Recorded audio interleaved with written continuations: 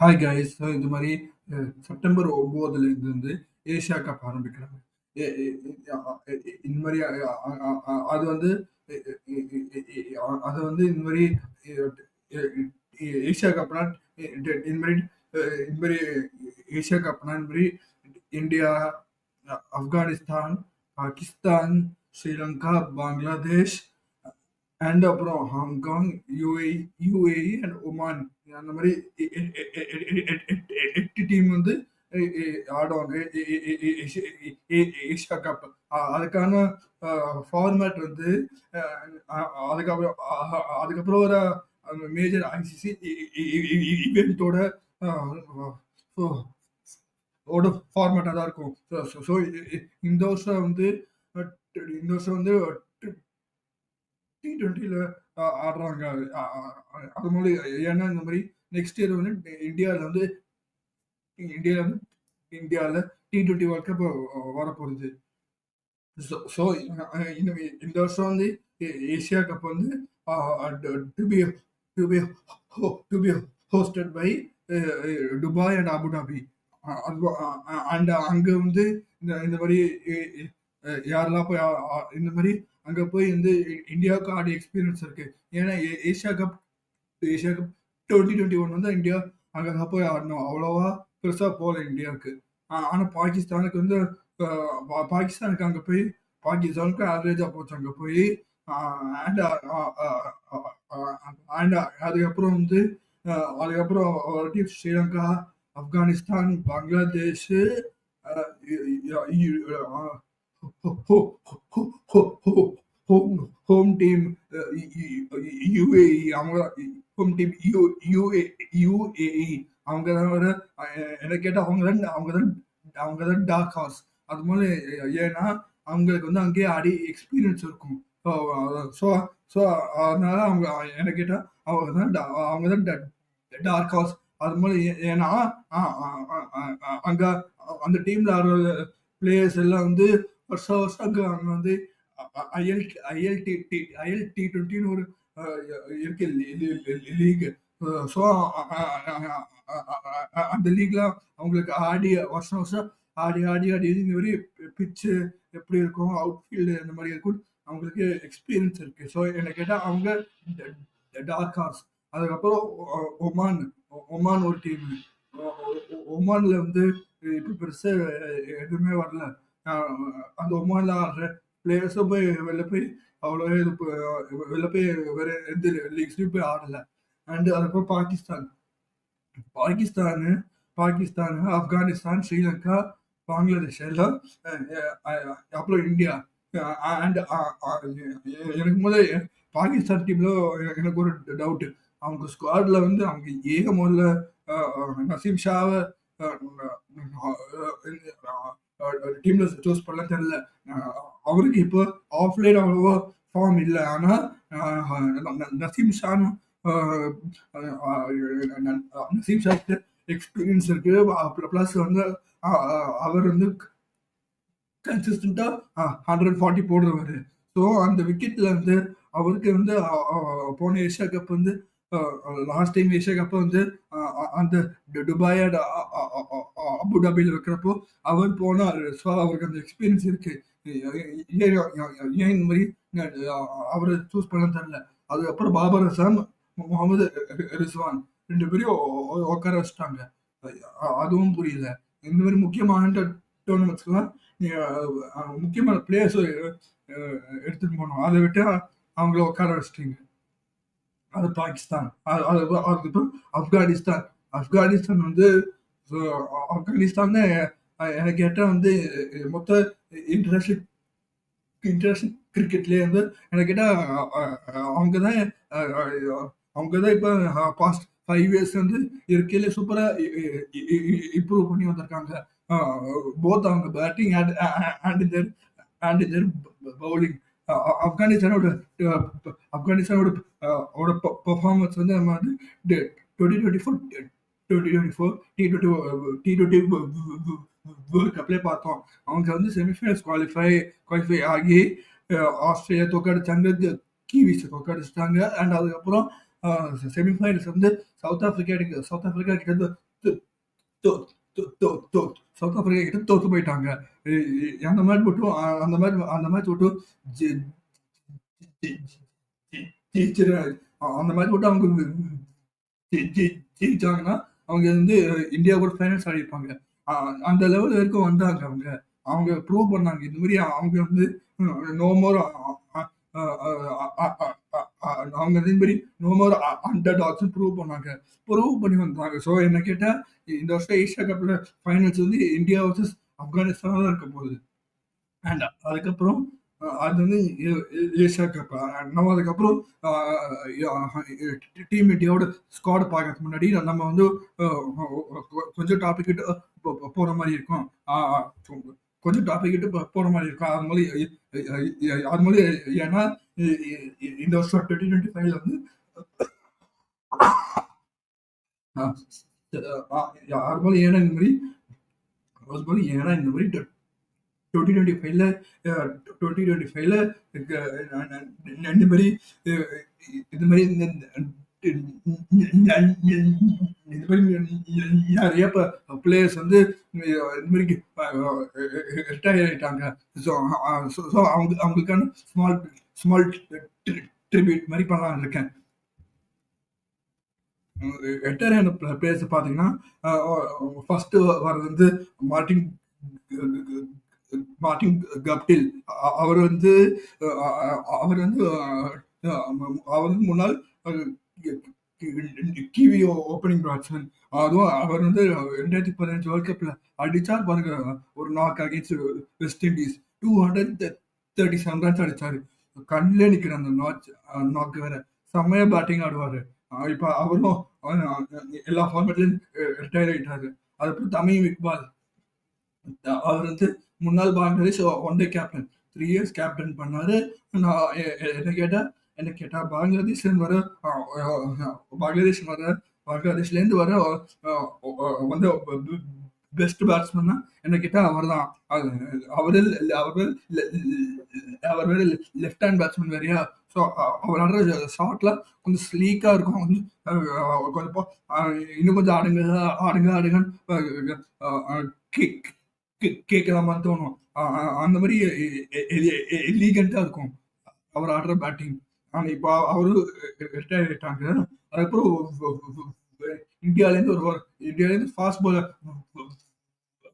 Varun Aaron retire ஆயிட்டாரு. அப்புறம் ஒரு Afghanistan left arm fast bowler suppose suppose Zadran அவரு ரிட்டயர் ஆயிட்டாரு. அண்ட் அப்புறம் திமான் சாஹா அவரு ஆல்ஃபா வச்சிருந்து ரிட்டயர் ஆயிட்டாரு. ஆனா அவரு ஒரு காலத்துல இந்தியாக்காக பண்ணுவார் பாருங்க டெஸ்ட் மேட்ச்ல கீப்பிங். ரிமத் சா ரிமத் சா கீப்பிங் பண்றப்போ வந்து ஸ்லிப்பே செகண்ட் ஸ்லிப்பே வேண்டாம். அவரே பாஞ்சு போய் பிடிப்பாரு. செம்ம கீப்பர் வேற பாவம். இப்ப அவரு பாவம் அந்த மாதிரி அந்த மாதிரி ஒரு கீப்பர் போனது வந்து என்ன கேட்டா டீம் இந்தியாவுக்கு தான் லாஸ். அந்த அந்த அதுக்கப்புறம் அதுக்கப்புறம் மார்க்கஸ் ஸ்டாயினிஸும் ரிட்டயர் ஆயிட்டாரு. ஸ்டாயினிஸ் வந்து retire from only from single format. அது வந்து retire from the one days one டேஸ்ன்னு ரிட்டயர் ஆயிட்டாரு. அண்ட் அவர் வந்து அகெயின்ஸ்ட் கிவிஸ் வந்து நம்பர் 7ல வந்து 146 ரன்ஸ் அடிப்பாரு. அது வந்து அவரோட அவரோட இன்னிங்ஸ் அந்த மாதிரி இருக்கும் காட்டினார். செம்ம புளின்னு வைப்பார் ஷாட்லாம். ஸோ அவரு நம்பர் 7ல வந்து வந்து அடிச்ச 146 ரன்ஸ் வந்து நம்பர் 7ல ஆடுற எனி ஆஸ்திரேலியாவுக்கு அதான் அதான் இருக்கையில highest score within the one days. And அதுக்கப்புறம் ரிட்டையர் ஆன பிளேஸ் வந்து ஸ்ரீலங்கால ஆஞ்சலோ மேத்யூஸ்லாம் செம்ம பிளேயர். ஒன்ஸ் வந்து அவர் எங்க வேணா அனுப்பங்க ஆடுவார். நம்பர் 6 அனுப்பங்க ஆடுவார். Number 6 number 7 number 5 number 4 number 3 அனுப்புங்க. டெஸ்ட் மேட்ச் சூப்பரா பேட்டிங் ஆடுவார். அவர்கிட்ட வந்து அவர்கிட்ட வந்து இந்த மாதிரி ஆடுற ஆடுற பொசிஷன் வைஸ் வந்து அவரோட பிளே அவரோட பிளேயை மாத்திப்பாரு. எனக்கே அவர்கிட்ட பிடிச்சது அதான். ஆ அ அ எனக்கு அவர்ட்ட பிடிச்சது அதான். அண்ட் அதுக்கப்புறம் முன்னாள் ஸ்ரீலங்கா கேப்டன் திமுத் கருணரத்னே அவரும் ரிட்டயர் ஆயிட்டாரு. அவரும் பெருசா பெருசா எதுவுமே பண்ணல. அண்ட் அப்புறம் முஷ்ஃபிகுர் ரஹீம் ஒரு காலத்துல எல்லாரும் அவர வந்து Bangladeshi MS MS Bangladeshi MS தோனின்னு சொன்னாங்க. அந்த காலத்துல அப்படி பேட்டிங் ஆடிருந்தாரு ஒரு காலத்துல. நம்பர் 4ல வந்து சிங்கிள் ஹேண்டடா மொத்த பேட்டிங் அவரே ஆடுவாரு. அப்படி இருந்தாரு. அ அப்படி இருந்தும் மனுஷன் இப்ப ரிட்டயர் ஆயிட்டாரு. அண்ட் அதுக்கப்புறம் இருக்கவே இருக்காங்க. அ அ அ அதுக்கப்புறம் இருக்கவே இருக்காங்க. ரொ ரொ ரொ ரொ ரொ ரொ ரோஹித் சர்மா, விராட் கோலி, ஆர் அஸ்வின், புஜாரா, அ அ ஒரு அ டீம் இந்தியாக்கு ஆடின ஐகானிக் மேட்ச் வந்து அ அப்படியே ரிட்டயர் ஆயிட்டாங்க. அதாவது விராட் கோலி அவர் வந்து one of one of the goats. அப்புறம் ரோஹித் சர்மா அவர பத்தி சொல்லவே வேண்டாம். அவர பத்தி நான் அவர பத்தி விராட் கோலி, ரோ ரோ ரோ ரோ ரோ ரோ ரோ ரோஹித் சர்மா பத்தி முன்னாடி ஒரு பண்ணியிருக்கேன். முன்னாடி ஒண்ணு முன்னாடியே ஒரு பண்ணியிருக்கேன். வி- வீடியோ பண்ணியிருக்கேன். ஸோ போய் பாருங்க அதை வேற. And and moving and moving on. Next வந்து சவுத் ஆப்பிரிக்காலேருந்து சவுத் ஆப்பிரிக்காலேருந்து அதர் டிவிலியர்ஸ் வந்து அதர் டிவிலியர்ஸ் வந்து அதே மாதிரி ஒருத்தவங்க வந்தாங்க பேட்ஸ்மேன், விக்கெட் கீப்பிங் பண்ற பேட்ஸ்மேன் ஹென்ரிச் கிளாசன். அவரை பார்த்தா இந்த மாதிரி பால் போடுறவங்களெல்லாம் என்ன போடுது அந்த தெரியாம இருக்கும். எங்க போட்டாலும் அடிப்பாரு. செம்மையா பேட்டிங் ஆடுவாரு. அதுவும் அவரு அவரு நிக்கோலஸ் போரானு, ஸ்கை, அப்புறம் அபிஷேக் சர்மா அவங்கெல்லாம் இந்த இந்த அடிச்சா ஆடணும்னாவே ஆடுவாங்க. அவங்க அப்படிப்பட்ட பிளேயர். எங்க போட்டாலும் அடிப்பாங்க. செம்மையா அடிப்பாரு. பிளஸ் பிளஸ் அவர் வேற சூப்பர் கீப்பிங் பண்ணுவாரு. பிளஸ் பிளஸ் கேட்சிங் செம்மையா இருக்கும் அவர்கிட்ட. பாவம் இப்ப அவர் வந்து டெஸ்ட் மேட்ச் ஆடல, ஒன் டே ஆடல, T20s ஆடல. அதுக்கப்புறம் பியூஷ் சாவ்லா நான் அவரை பாசமா வந்து அங்கிள் அங்கிள் அங்கிள் அங்கிள் சொல்லுவேன். அவர் எப்பலேருந்து ஆடுறாரு. எப்பலேருந்து ஆடுறாரு. அவருக்கு இருக்கிற எக்ஸ்பீரியன்ஸும் என்னோட பிரசன்ட் வயசும் ரெண்டும் ஒண்ணுதான். அவர் அப்பலேருந்து ஆடுறாரு போல. ஆனா என்னதான் அங்கிள் இருந்தாலும் அங்கிளுக்கு செம்ம ஸ்கில்லு தான். ஐபிஎல்ல வந்து தேர்ட் ஹையஸ்ட் விக்கெட் டேக்கரா விக்கெட் டேக்கரா இருக்காரு பியூஷ் சாவ்லா. அண்ட் அதுக்கப்புறம் வந்து எனக்கு இருக்கிறது என்ன என்ன ஷாக் ஆச்சுன்னா, ஸ்டீவ் ஸ்மித் வந்து ஒன் டேலேருந்து ரிட்டையர் ஆயிட்டாரு. எனக்கு அது லிட்டரலா ஷாக் ஆயிடுச்சு ஆகும்போது. ஏன்னா ஸ்மித் வந்து ஆஸ்திரேலியாவோட backbone of the batting backbone of the batting batting one days and test மேட்ச்ல. அதுக்கப்புறம் அவர் வந்து அப்பதான் வைஸ் கேப்டன் வேற. பிளஸ் வந்து 2024 சாம்பியன்ஸ் ட்ராஃபில 2024 சாம்பியன்ஸ் ட்ராஃபில வந்து கமின்ஸ் இல்ல, ஸ்டார்க் இல்ல, அப்புறம் முக்கியமான பிளேயர்ஸ்லாம் இல்ல. ஸோ ஸ்மித் கேப்டனா போட்டாங்க. அவரும் சூப்பரா கேப்டன்சி பண்ணிட்டு இந்த மாதிரி சூப்பர் கேப்டன்சி பண்ணாரு. அந்த டோர்னமெண்ட் ஆடினது வந்து ஆஸ்திரேலியாவோட ஆஸ்திரேலியாவோட பி டீம் தான் அனுப்பிச்சாங்க. அதை வச்சு அந்த டீமை வச்சு கேப்டன்சி செம்மையா பண்ணாரு. பிளஸ் அவர் பேட்டிங்கை பத்தி பேசினா பேசிட்டே இருப்பேன்.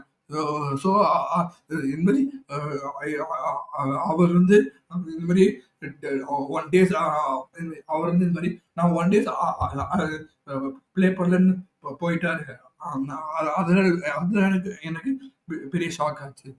அதுக்கப்புறம் இந்த மாதிரி அவர் கூடயே பேட்டிங் ஆடவர் மேக்ஸ்வெல் ஸ்மித் ஸ்மித் நம்பர் 4னா மேக்ஸ்வெல் நம்பர் 5 பேட்டிங் ஆடுவார். நம்பர் 5 ஏன் அதுவும் ஒரு ஒரு once in lifetime once in lifetime play பண்ணார் பாருங்க. அதுவும் 2023 against Afghanistan 2023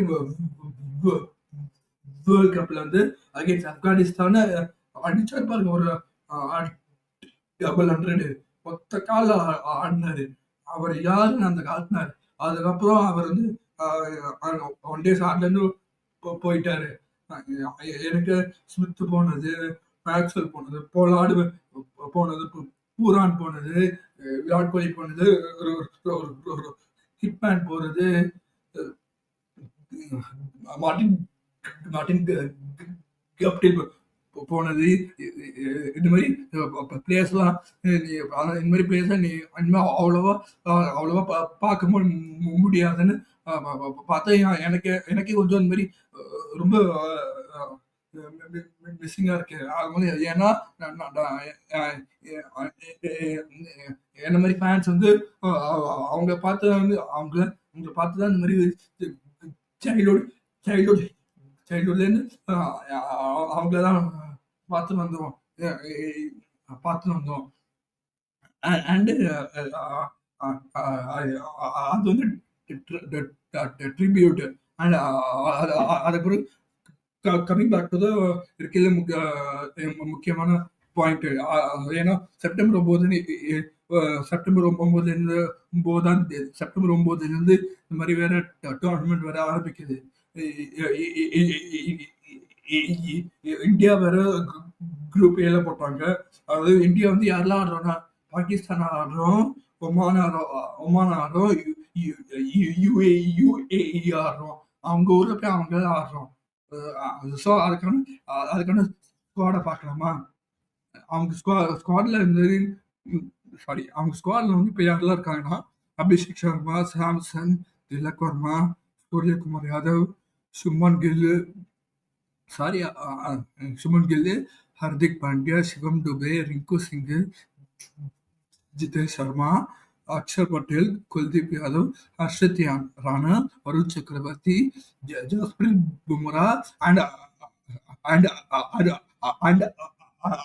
and Arshdeep Singh. So that's squad. And நீங்க அதுக்கப்புறம் நான் இப்போ வந்து என்னோட பிளேயிங் லெவன்ல பண்ணலான்னு இருக்கேன்.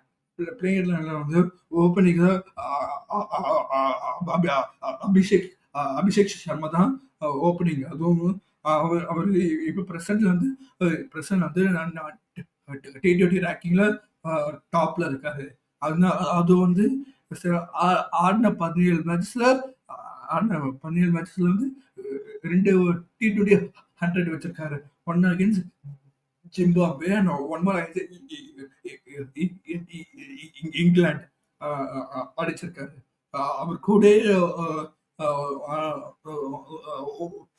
அவர் கூட இந்த மாதிரி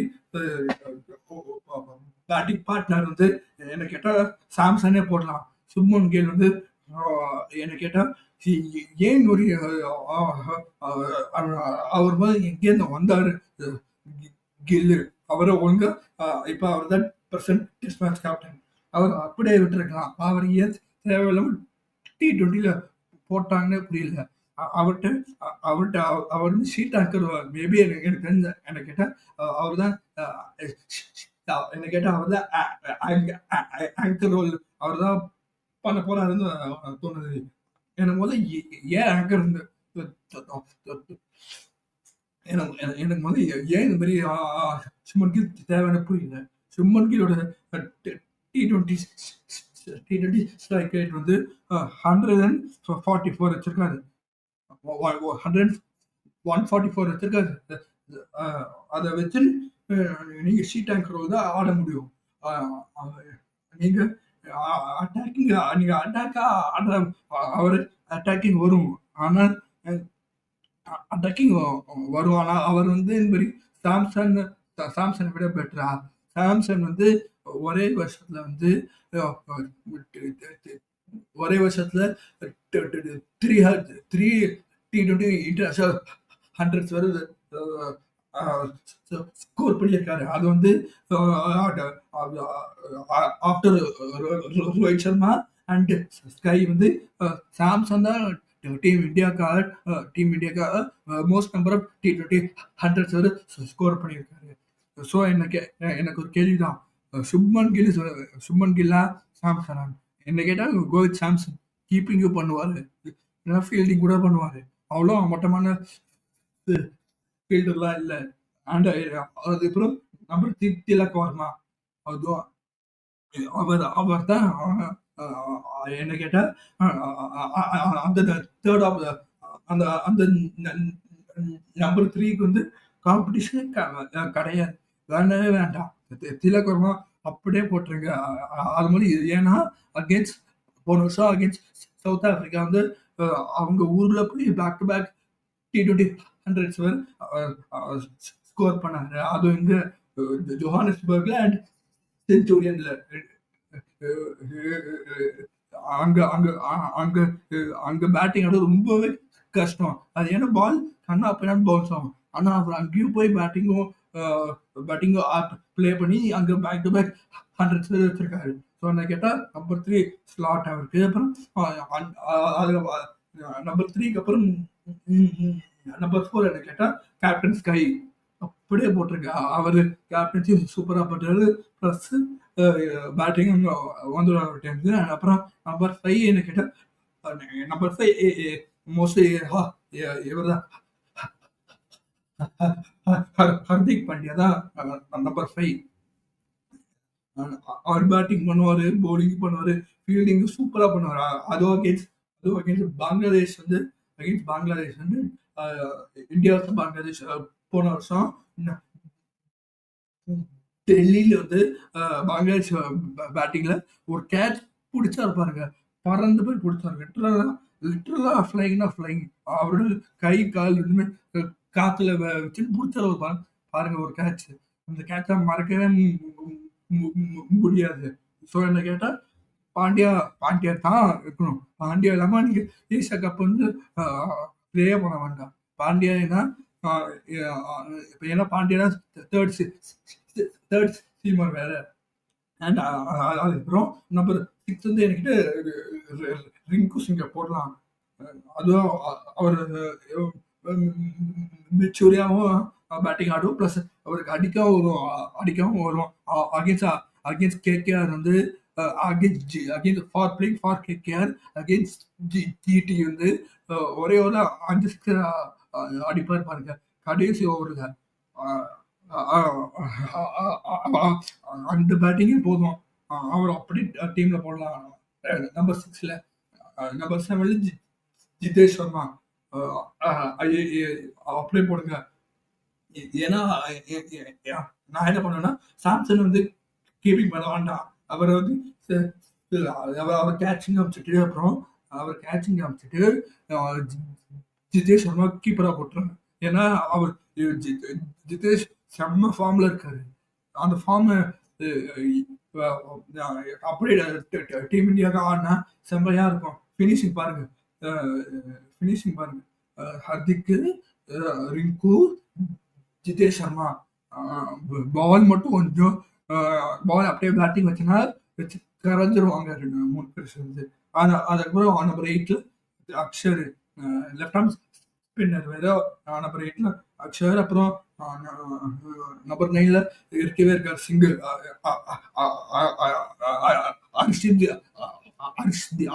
ஹர்ஷ்தீப் சிங் வேற இருக்காரு நம்பர் 9. அப்புறம் நம்பர் 10 வந்து வருண் சக்கரவர்த்தி. அவர் பரவாயில்ல போலாம். இந்த மாதிரினா துபாயில விக்கெட் கொஞ்சம் ட்ரையா இருக்கும். அப்படியே போலாம். அது மாதிரி பவுலிங் பாருங்க. பும்ரா, ஹர்ஷ்தீப் சிங், ஹர்திக் பாண்டியா, வருண் சக்கரவர்த்தி, அக்ஷர் பட்டேல், அக்ஷர் பட்டேல், பும்ரா, ஹர்ஷ்தீப், ஹர்திக், வருண், அக்ஷர், 5 பேரு போலாம். 5 பேர் பவுலிங் கரெக்டா இருக்கும். கரெக்டா இருக்கும்.